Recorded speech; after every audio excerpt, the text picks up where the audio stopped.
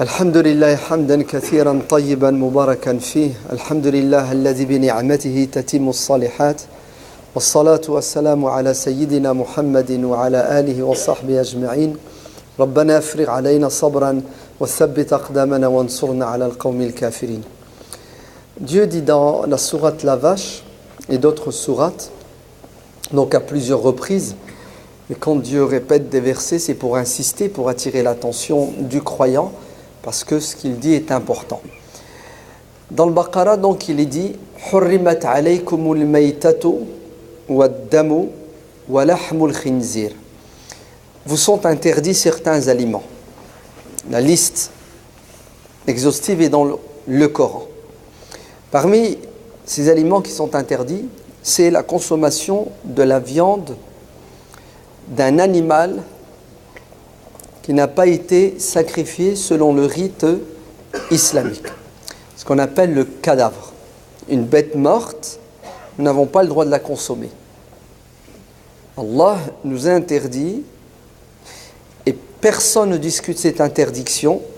C'est un ijma', parce que le texte coranique est clair, la tradition prophétique aussi, et tous les savants de tout temps sont unanimes pour dire que le cadavre, l'animal qui est mort, quelle que soit la manière dont il est mort, étouffé, il est tombé, mort naturel, s'il n'a pas été sacrifié, donc égorgé selon le rite islamique, saigné, alors c'est haram. Très bien. Le hadith du prophète alayhi salatu wassalam est clair aussi. Il dit à un sahabi qui s'appelle Sa'ad ibn Abi Waqqas, qui est un oncle maternel éloigné, Ya Sa'ad, oh Sa'ad, si tu veux que Dieu exauce tes invocations, si tu veux que Dieu t'écoute, t'entende et te donne ce que tu lui demandes, alors fais attention à ce que tu consommes. Ne consomme pas ce qui est interdit. Le haram, consommer du haram, c'est un obstacle à quoi? À la dua. Serrez-vous, parce qu'il n'y a pas beaucoup de place et il fait froid dehors. Donc il est évident que lorsque vous achetez votre viande, vous savez d'avance qu'elle est halal. Pourquoi? Parce que vous faites confiance à votre boucher qui est musulman, ou s'il n'est pas musulman, il achète sa viande dans un abattoir où la bête est sacrifiée selon le rite islamique. Qu'elle soit sacrifiée par un musulman ou un juif ou un chrétien, ce qui compte, c'est que cette bête soit sacrifiée selon le rite islamique. Très bien. On va le dire autrement. Il est évident que la viande que vous achetez, vous êtes sûr et certain et vous êtes convaincu que ce n'est pas une viande originaire d'un cadavre. C'est-à-dire que ce n'est pas une bête qui est morte et ensuite on l'a égorgée. Sinon vous ne la consommeriez pas, vous ne la mangeriez pas, parce que nous sommes des musulmans pieux, d'accord, qui essayons d'obéir à Allah. Très bien. Savez-vous que depuis déjà plusieurs années, une loi a été votée au Parlement européen pour interdire de manière formelle ce qu'on appelle l'abattage rituel des animaux dans les abattoirs. Je vais vous le dire autrement, une loi a été votée pour interdire aux musulmans, à l'abattoir, de dire Bismillah, Allahu Akbar et de saigner la bête. Si bien que, aujourd'hui, si cette loi est appliquée, on ne pourra plus consommer de viande qui sort des abattoirs européens, car c'est une loi européenne. Si cette loi a été votée depuis des années, nos politiciens qui sont intelligents, pragmatiques et qui ont peur des soulèvements populaires ont choisi l'option de l'appliquer de manière graduelle. Elle n'a pas été généralisée et imposée. Ils y sont allés à dose homéopathique. Ainsi, ça a commencé avec 1, 2, 3 pays et tout doucement, c'est en train de se généraliser. Par exemple, en Suisse, dans les abattoirs, c'est fini l'égorgement, le sacrifice. Dans d'autres pays, comme la Norvège. Et là, récemment, depuis le 1er janvier 2019, en Belgique, la loi est appliquée. Donc en Belgique, les abattoirs n'ont plus le droit de sacrifier les bêtes selon le rite religieux islamique. En France, on n'y est pas encore. C'est un peu plus compliqué parce qu'apparemment, il y aurait 10 millions de musulmans, donc on ne sait jamais comment les musulmans vont réagir. Donc on y va aussi à dose homéopathique. Ici chez vous en Île-de-France, il y a 4 abattoirs qui ont arrêté de sacrifier les bêtes via les sacrificateurs musulmans selon le rite islamique. Stop, on ne peut plus, la loi existe, allez acheter votre viande ailleurs, nous, c'est fini, le sacrifice selon le rite islamique. Et vous allez voir, c'est juste une question de temps pour que ça se généralise. Le jour où ça sera généralisé, vous êtes d'accord qu'on ne pourra plus manger de la viande, puisqu'elle ne sera pas halal. Puisque tous les savants musulmans sont d'accord pour dire que le cadavre, l'animal qui a été tué avant d'être sacrifié, est haram, sauf dans un cas précis. C'est lequel? La chasse. Tu vas à la chasse, tu tires une balle, tu tires une flèche, peu importe, là tu peux le manger. Mais en dehors de cela, si tu mets une balle dans la tête d'un animal dans l'abattoir, ce qu'on appelle un matador, c'est pas halal. La bête est morte. Si tu lui envoies une décharge électrique, comme ils le font avec les ovins, et que la bête meurt, elle n'est pas halal. Si tu prends le poulet, tu le plonges dans de l'eau, ça s'appelle électronarcose, et que le poulet meurt, et après tu le sacrifies, il n'est pas halal. Donc on va vers une impasse. Bientôt les musulmans vont devenir végétariens. C'est juste une question de temps, parce que toutes les viandes seront haram, car les animaux auront été tués avant d'être sacrifiés. Pourquoi, à votre avis, cette loi a été votée? Est-ce parce que nos députés sont islamophobes, sont des laïcards intégristes qui sont contre la religion musulmane? Non. Retirez ça de votre tête. La loi a été votée parce qu'il y a ce qu'on appelle le lobby qui s'est engagé à défendre les animaux qui souffrent. Et on ne peut qu'applaudir ces associations du bien-être et des droits des animaux, parce que ne pas faire du mal à un animal fait partie de notre éthique, de notre morale. Ça va beaucoup plus loin, ça fait partie de notre aqidah, puisque le prophète alayhi salatu wassalam a dit, celui qui donne à manger à un animal, il a fait une sadaqa. Vous avez vu, faire du bien à un animal, c'est un acte hautement religieux, c'est une sadaqa. Faire du mal à un animal, c'est un péché. Tu fais du mal à un animal qui t'a rien fait, tu commets un péché, puisqu'on sera questionné le jour de la résurrection au sujet de l'oiseau que nous avons tué pour s'amuser, par plaisir, etc., etc. Donc, ces associations qui militent pour le bien-être des animaux considèrent que notre manière de mettre à mort les animaux, c'est barbare. C'est dangereux, ça fait mal aux animaux. En sachant très bien que les scientifiques sont divergents sur cette question. Il y a un ikhtilaf, il y a 2 madhab. Il y a un madhab, une école qui dit non.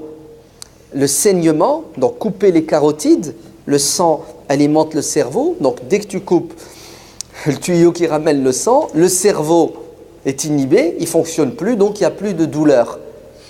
Certains scientifiques disent que c'est la meilleure façon de sacrifier une bête, c'est la plus rapide et c'est la moins douloureuse puisque c'est radical. Alors que l'autre, qui est l'étouffement, le gazage, l'électrocution ou le matador, ils te disent que ça, c'est une souffrance insupportable puisque la mort met plus de temps avant d'emporter l'animal. Ala kulli hal, il y a de l'ikhtilaf, il y a de la divergence, que le meilleur l'emporte, du moins le meilleur, c'est très relatif. En tout cas, on est sûr et certain que ces lobbies ont fait leur devoir et ils ont gagné la bataille. Non, je me trompe. Ils ont fait leur devoir et ils ont gagné la bataille. Non, il n'y a jamais eu de bataille. Parce que pour qu'il y ait une bataille, il faut qu'il y ait en face un ennemi. Il faut qu'il y ait en face quelqu'un contre qui tu te bats. Est-ce que les musulmans se sont organisés pour faire pression sur les lobbies, pour empêcher la loi de passer, pour faire pression sur les députés pour empêcher la loi de passer? Allez, Dites-moi, est-ce que vous avez un jour entendu parler d'une mosquée, d'une association musulmane, de pseudo-représentants des musulmans de France faire une campagne pour faire pression sur les députés français, les députés européens pour empêcher cette loi? Faites une recherche, Haya, et vous verrez que les musulmans ne sont même pas au courant de ce qui se passe, ni à l'Assemblée nationale, ni à l'Assemblée européenne. On n'est pas au courant. C'est pourquoi on n'est pas au courant. Parce qu'il ne faut pas parler de politique. Oui, la politique, c'est haram. La politique, il ne faut pas en parler. Ouais. On ne vient pas le Jumu'ah pour parler de politique. On vient le Jumu'ah pour se ressourcer spirituellement. Il faut qu'on vienne à le Jumu'ah et qu'on ressorte avec l'iman. Eh bien, continuez à venir à le Jumu'ah et à ressortir avec un pseudo-iman qui va vous empêcher de quoi?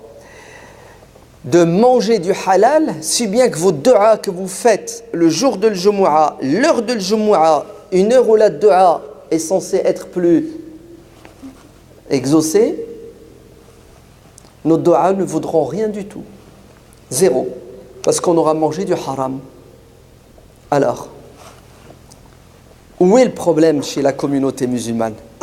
On n'est pas conscient de ce qui se passe dans notre société. On ne sait pas ce qui se passe. Et après, on subit. Et une fois que le malheur nous frappe, on dit que c'est de la faute à Voltaire. Hein, si on est tombé par terre. Hein, c'est la faute des autres. Ah, ils ne nous aiment pas. Ils détestent l'islam. Ce sont des islamophobes. C'est des a'da'ullah. Non. Nous sommes anesthésiés politiquement parlant. On dort. Parce qu'on ne veut pas en parler. On ne veut pas aborder les vrais sujets de société qui nous touchent directement dans notre spiritualité. Puisque manger du halal, c'est obligatoire. Manger du haram, c'est haram. Vrai ou faux? Taïb, on fait comment maintenant pour manger de la viande halal? Mais on est cuit. Puisque c'est juste une question de temps, vous allez voir. Partout les abattoirs en France ne pourront plus produire de la viande sacrifiée selon le rite islamique. Voilà. On est arrivé dans une impasse. Et pourquoi est-ce qu'on est dans une impasse? Parce qu'il y a 5 ans, il y a 10 ans, on ne voulait pas aborder le sujet. Maintenant qu'on l'aborde, 2019, c'est trop tard. Du moins, c'est trop tard pour les Belges. Nous, c'est l'année prochaine peut-être. Mais pour les Belges, c'est mort. Hein. Les Belges, ça s'est généralisé dans tous les abattoirs. Et voilà. On fait quoi maintenant? Écoutez, au mois de mai, à la fin du mois de mai, le 26 mai, je crois, il y a ce qu'on appelle les élections européennes. Et on doit voter, nous, en France, et choisir des députés qu'on va envoyer à Bruxelles, qui vont toucher 20 000 euros par mois, ou je ne sais pas combien, 25 30 000 euros, qu'on paie avec nos impôts, hein. Vous le savez ça. Hein, le député, tu travailles, je travaille, nous travaillons, même la TVA, là, on mange, on boit, tout ça, c'est pour payer les salaires de ces députés qui sont censés voter des lois pour notre intérêt. Vrai ou faux? Eh bien, les députés qu'on a payés à la dernière session et à la prochaine session ont voté une loi pour nous empêcher de manger le halal. Et vous savez pourquoi ils l'ont voté? Pas parce qu'ils ne nous aiment pas. C'est pas vrai. Un député, par nature, aime tout le monde. Non. Il aime surtout ceux qui votent pour lui. Vous avez compris? Il aime surtout ceux qui le soutiennent, ceux qui le défendent. Ah ben, ces députés qu'on paie avec notre argent, qu'on a du mal à gagner, vous êtes d'accord? Ok? Ont voté une loi pour nous interdire de dire Bismillah, Allahu Akbar et de saigner la bête. Tout ça pourquoi? Parce que Brigitte Bardot et consoeurs se battent matin, midi et soir pour le bien-être des animaux. Et les musulmans, avec des pseudo-responsables et une communauté qui ne fait pas de politique, qui ne parle pas de politique, qui ne veut même pas entendre parler de politique. Vous avez compris? Vous avez vu l'allergie, elle est profonde. Hein? Ben vous savez, les musulmans, ils dorment et ils attendent. Et quand ils vont se réveiller, fatwa, tu peux nous donner une fatwa, tu peux nous trouver un échappatoire, une solution pour qu'on mange quand même de... On ne peut pas rester, on va manger du poisson. Mais même le poisson, ils sont élevés dans des bassins avec de la nourriture hautement chimique. qu'est-ce qu'on fait, ya Rab? Est-ce qu'on continue à rester des spectateurs et on commente ce que les autres font? Wallah, il faut applaudir Brigitte Bardot et tous ces gens-là parce qu'ils croient en quelque chose et ils se battent et ils se sacrifient et ils ont du résultat. Alors, on fait quoi avec les musulmans? Les musulmans, en fait, il faut leur expliquer parce qu'ils ne savent pas. On ne sait pas ce qui se passe dans les coulisses et on ne sait même pas ce qui se passe dans l'hémicycle parce que tout est public, tout se sait normalement, c'est pas difficile. Mais on ne veut pas se préoccuper de ce qui se passe dans notre société et de ce qui va se passer demain. Donc, préparez-vous à devenir végétarien. À moins qu'on fasse pression sur les députés, sur ceux que nous allons choisir pour qu'ils fassent ce qu'on appelle un amendement, c'est-à-dire qu'ils changent la loi, ou carrément une abrogation, nasr, c'est-à-dire la loi à la poubelle. On revient sur ce qu'on a décidé il y a 5 ans, il y a 10 ans. Est-ce que c'est possible? Est-ce que c'est possible que cette loi qui nous interdit le sacrifice rituel, est-ce que c'est possible que cette loi disparaisse? Tout ce qui est fait par l'homme est défait par le même homme. Et si Brigitte a fait pression, si les lobbies ont fait pression sur les députés, eh ben, debout, musulmans, faites pression sur les députés. Entrez en contact avec les candidats 2019 aux européennes, je crois qu'il nous en faut 79, et puis allons les voir et parlons-leur de l'kirsh, l'estomac. Ouais. On aime la viande, on mange de la viande, il faut qu'elle soit halal. Et vous allez voir que les députés seront sensibles, parce que le député, avant tout, il est là pour gagner. Et si on se met à voter intelligemment, nous allons avoir des députés qui vont penser à nous et qui vont faire le nécessaire. Alors, est-ce que c'est possible ou c'est pas possible? En fait, on ne doit même pas se poser la question, est-ce que c'est possible? C'est qu'est-ce qu'on doit faire? On doit faire ce qu'on a à faire. Point à la ligne. C'est obligatoire d'agir. Et ce qui est magnifique en Europe et en France, c'est que tout ça c'est halal, c'est pas interdit. On a le droit de voter, on a le droit de faire pression, on a le droit de pousser les députés à changer les lois. D'ailleurs, ils sont là pour ça. C'est pas interdit, vous n'avez rien à craindre, vous n'allez pas aller en prison, vous ne serez pas montré du doigt, rien. Tout ça, c'est halal, c'est même recommandé, voire obligatoire. Bon, je vous annonce quand même une petite nouvelle. Les Belges, ils ont trouvé une pirouette. Ouais. La pirouette, c'est... Donc, il sacrifie, il donne un coup de couteau à la bête, et sur le champ, alors, même pas 1, 2, 3 secondes, un coup de matador. D'accord? Il fait l'inverse. D'habitude, c'est le matador, tu tues la bête, ensuite tu la saignes. Maintenant, ils ont fait l'inverse. Ils saignent la bête et mettent un coup de matador. Et si ça, c'est accepté, ça marche, alhamdoulilah, le problème est réglé, puisque la bête a été sacrifiée, après vous pouvez lui faire ce que vous voulez, on s'en fiche. Donc certains abattoirs belges ont opté pour cette solution. Est-ce que ça va se généraliser ou non? Allahu a'lam. En tout cas, tout ce qu'on sait aujourd'hui, et on en est sûr, c'est que la loi est en train de se généraliser et va s'appliquer partout, et notamment chez nous en France, sauf s'il est 10, 15 millions. Est-ce que vous savez que d'après certains, on serait 50 millions de musulmans en Europe? 50 millions. Wallah, si on n'était que 25 millions et les 25, 10 millions votés intelligemment, cette loi elle disparaîtrait depuis longtemps. D'ailleurs, jamais il n'aurait osé faire passer une loi qui déplaît à 10 millions de votants. Mais c'est parce que nous sommes des citoyens à la marge et on ne s'engage pas politiquement. Qu'Allah nous donne l'intelligence pour bien comprendre notre religion et qu'il nous donne la sincérité dans notre pratique. Qu'Allah fasse de nous des musulmans engagés dans tous les domaines pour protéger nos enfants et les générations à venir. Qu'Allah nous aide à rester, à mourir musulmans et qu'il nous ressuscite avec les gens sincères. Qu'Allah fasse miséricorde à nos parents, qu'il leur donne le paradis, qu'il efface et pardonne leurs péchés. Qu'Allah soit aux côtés de nos frères et sœurs qui souffrent partout sur terre. Qu'il donne la force à ceux qui combattent toute forme d'injustice pour continuer leur combat. Alors certains vont encore crier au loup en disant « Waouh, on est parti à Al-Jumu'ah pour la spiritualité, ils nous ont encore fait de la politique. » Bon, je ne répète pas ce que j'ai dit tout à l'heure, ok, c'est bon. Bah vous allez voir, le fait de ne pas parler de ce qui se passe dans la société, ce qui se passe dans les parlements, ce qui nous arrive en 1989, ça va, c'est pas trop vieux, c'est pas de la préhistoire, c'est même de l'actualité. En 1989, les tarés, c'est comme ça qu'il faut les appeler, ceux qui sont contre la liberté, ont créé un faux problème qui s'appelle l'affaire du foulard. Ouais. Et pendant 15 ans, ces anti-religieux vont se focaliser sur le foulard, l'islam, le terrorisme. Hein, ils ont créé un concept, islam égale terrorisme, foulard égale islam, donc toute musulmane qui porte le foulard est une terroriste. Vous avez compris les raccourcis ?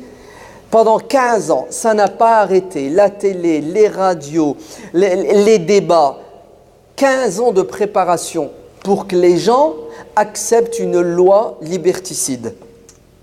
D'ailleurs, à l'époque, entre 1989 et 2004, on s'imaginait même pas qu'un jour en France, on voterait une loi pour interdire à une femme de s'habiller comme elle veut, parce que nous sommes dans le pays des droits de l'homme, de la femme, des chiens, des rats, de tout ce qui bouge. Non, nous sommes dans le pays de Marianne. Vous avez compris ? Mais écoutez, le 14 mars 2004, la loi a été votée. Le 14 mars. 15 ans, la guillotine. On a perdu un doigt. Voilà. Beaucoup de femmes aujourd'hui musulmanes, libres, ne peuvent plus pratiquer une partie de leur religion, s'habiller comme elles veulent. À cause de qui, à votre avis ? Pas à cause de ces gens-là qui ont déclaré la guerre au foulard, non, à cause des musulmans qui, eux, regardaient faire, écoutaient faire. Les autres parlaient pour agir, et nous, on écoutait ceux qui parlaient sans agir. Et au final, la loi a été votée. Et quand elle a été votée, aïe, ça fait mal, c'est trop tard. On t'a laissé 15 ans pour empêcher cette loi et tu n'as rien fait. Et l'histoire se répète. Après le foulard, la viande halal. Et c'est quoi la prochaine étape ? Je ne suis pas devin. Je ne sais pas, Allah alam. Mais tout ce que je sais, c'est que si on continue à rester comme ça, spectateurs, nous allons perdre nos droits. Et c'est une question de temps. La génération suivante, la génération de nos petits-enfants, il ne restera plus grand-chose. Et l'histoire est là pour nous le prouver. Donc Allah yabarak fikoum, soyez de bons musulmans et de bons citoyens. Et un bon musulman, c'est quelqu'un qui pratique sa religion et qui se bat pour continuer à la pratiquer. Et vous ne pourrez pas continuer à la pratiquer si vous ne vous engagez pas au niveau politique, si vous n'êtes pas des citoyens engagés pour réclamer vos droits, ou plutôt protéger vos droits et empêcher vos droits d'être bafoués par l'intolérance. ربنا آتنا في الدنيا حسنة وفي الآخرة حسنة وقنا عذاب النار سبحان ربك رب العزة عما يصفون والسلام على المرسلين والحمد لله رب العالمين